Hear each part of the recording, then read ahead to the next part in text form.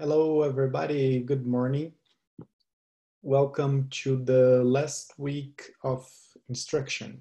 So we are almost there. Final stretch. Let's give it a final push. Okay. So let's start with this lecture. So today I will talk a little bit more about catalysis. And then on Friday, we will see a couple of catalytic cycles and finish with inorganic for this semester. So let's go to shared screen. Let me start the PowerPoint here. Okay, so that was the point we stopped last time we talked. So remember that we are talking about reactions involving modification of ligands. Last time I showed you about insertion, and we discussed very deeply carbonyl insertion, which is also called alkyl migration. So today we will talk a little bit more about alkyl migration. Let's also talk about hydride elimination, abstraction, and here also about hydrogen migration. Okay. All right. Okay. So just a quick recap here about carbonyl insertion, or also called alkyl migration. So it's basically the insertion of a carbonyl in between the metal and the methyl group. So the reaction looks simple, but the mechanism is quite complex. So last time we figured out how is the mechanism of the alkyl migration. So what we saw here is that the methyl group migrates to be bonded with the carbon, forming this intermediate over here that creates a vacant site on the metal that is filled by the coordination of an extra carbonyl group. And then we have the modification of the carbonyl ligand. So if we look a little better at this first step here, what really happens is the interaction between the alkyl group with the carbonyl, forming this kind of intermediate. So we have the carbon from the carbonyl bonded to the alkyl group. At the same time, one of the hydrogens from the methyl group is interacting with the metal. So in this case, this CH bond is elongated. And we have here a very particular interaction between 1, 2, 3 centers and 2 electrons, okay? And this hydrogen that interacts with the metal and that at the same time is bonded with the carbon is called agostic hydrogen. This interaction eventually breaks apart and the methyl group migrates to be bonded exclusively with the carbonyl group. Then coordination of an extra carbonyl group reestablishes the coordination number equals to 6 for the complex, okay? So every time we have alkyl groups coordinated to the metal, they can migrate, okay? So every time we have alkyl groups coordinated to the metal, they can migrate. And the same thing happens with hydrogens coordinated to the metal. They will migrate every time if there is the possibility to that. So one of the classic reactions showing hydrogen migration is the reaction between metal complexes that have a hydride coordinated reacting with compounds that have double bond. The product formed is now a compound with only saturated bonds, and the hydrogen migrates to the carbon from the ligand here. So let's see how this reaction happens. So very similar here to the alkyl migration. So there is a loss of a CO ligand, then coordination by the double bond. So we have this intermediate here. So the double bond is interacting with the metal center. Now this hydride migrates to this carbon. The double bond moves all the way to this carbon that now is going to bond to the metal, okay? So that's what's going to happen here. So one of the hydrogens here migrated over here, and we have the carbon bonding the metal, okay? So we started with a compound that had a double bond, and now we have a compound here with just single bonds, okay? And then this site over here again is vacant, so coordination of an extra CO ligand reestablishes the coordination number 6 for the compound. And eventually this ligand will be eliminated, forming the final product. So that's very, very important because we started with an unsaturated compound, unsaturated carbon compound, and ended up with a saturated carbon compound, okay? So you may envision this kind of reaction. It's very, very, very popular in catalytic hydrogenation of alkenes, a very widely used reaction in the industry.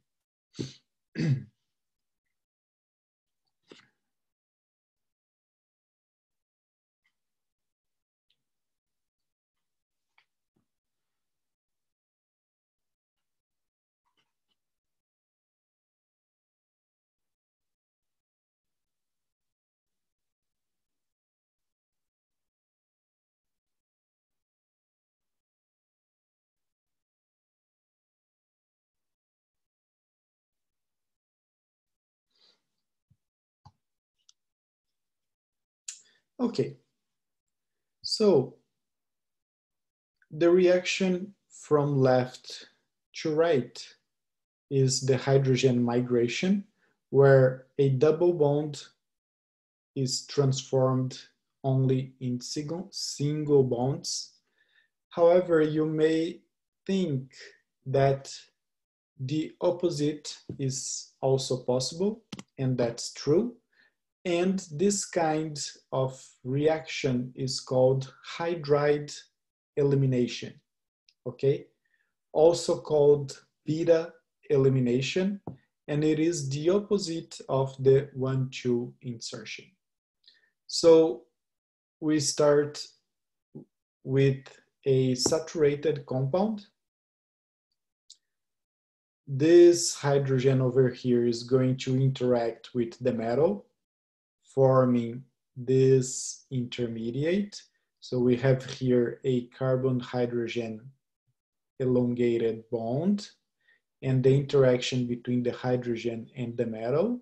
So this is called agostic hydrogen, okay? And we have the interaction here between 1, 2, 3 centers and 2 electrons, okay? Eventually, this bond is broken. The hydride coordinates solely to the metal, and the unsaturation is established here in the compound, and then coordination of the double bond to the metal, okay? Coordination through the double bond. And eventually, this compound will pop out, producing the final product, okay?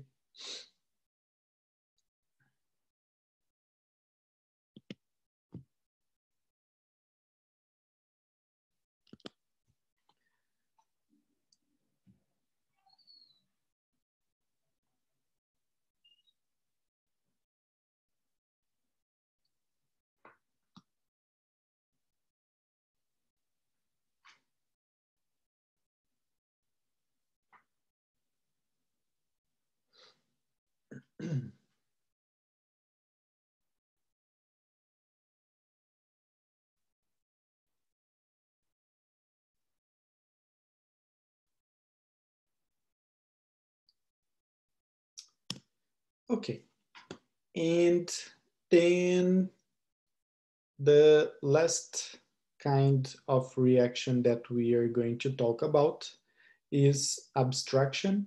So that's not a super common reaction in catalytic cycles, but it may happen sometimes, okay? So in this kind of reaction, there is removal of a substituent from a ligand, often by the action of an external agent, okay? So usually a Lewis acid.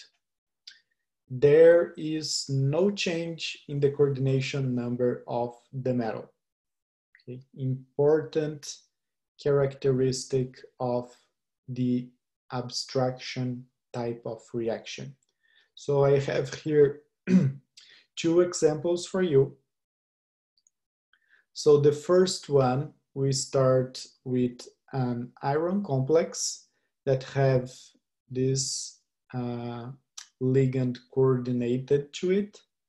So we are going to react with a silicon cation.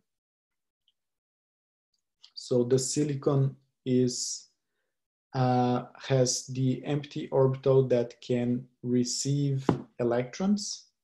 So what happens here is that this is a very, very strong Lewis acid that's going to abstract the methoxy group from the ligand, producing this kind of product, and the ligand loses part of its original structure, okay? So there was modification of one of the ligands, but the coordination number of the metal did not change. Important thing here. So this first reaction over here is called alpha abstraction. Why alpha abstraction? Always the atom that's directly coordinated to the metal is labeled as alpha. The very next atom, or carbon in this case, bonded, is labeled beta. So the abstraction reaction in this case is happening in the alpha carbon, therefore is labeled as alpha abstraction. Now let's take a look at this second example here. Again, an iron complex, both reagent and product, they have the same coordination number. Therefore, this indicates that it is an abstraction reaction. However, the structure of one of the ligands was changed, which confirms that this is an abstraction reaction. Okay, so now again, we have alpha carbon here, beta carbon over here. And we are going to react that compound with a carbocation. There is abstraction of an atom of hydrogen, as you can see here.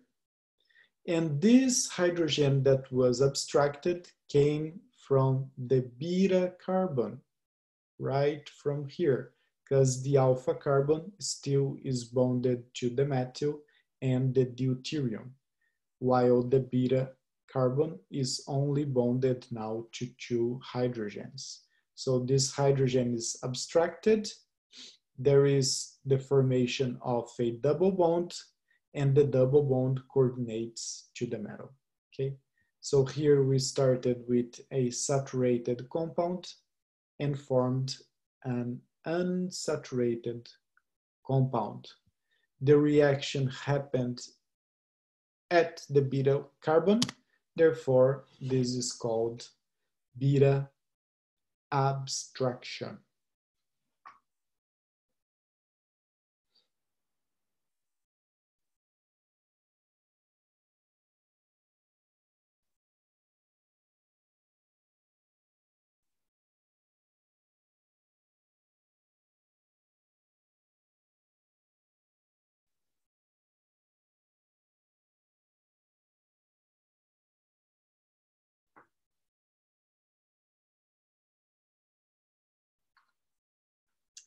Okay, so the lecture for today is pretty short.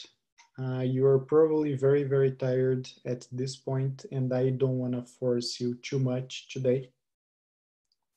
So now we know all the reactions that are possible.